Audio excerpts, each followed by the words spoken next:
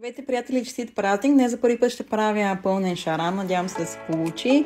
Ще ползвам един шаран около килограм и половина, който предварително съм почистила, измила, осолила и съм го поляла с малко лимонов сок и е престоял през нощта.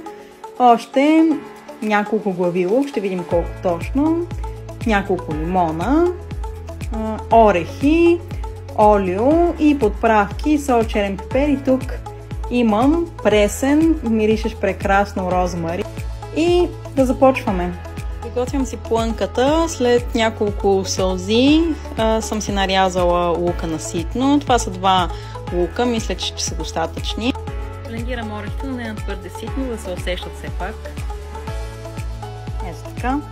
Загрявам малко олио в тикана. По принцип ползвам кокосово масло, но този път реших с олио, нещо да не се обърка. Добавям лука. До златисто ще го пържа. Добавям и орехите. Разбърквам и изключвам клона. Откусявам плънката с сол, черен пипер. Реших да добавя малко мальтоно, за съжаление нямам пресен. И разбира се, розмарин. Пълня шарана с плънката. Затворих го с клечки за зъби и го преместих в друга тава, като сложих хартия за печене, за да не залепва. Правих няколко резана в самия шаран и сложих лимончета. Сега поливам с лимонов сок, малко олио.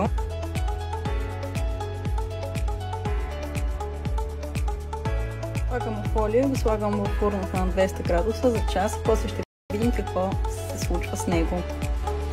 Става с шарана след 1 час. Сега ще махна фолиото, за да се запече с коричка и ще го пека още, може би, половин час и ще го наблюдавам.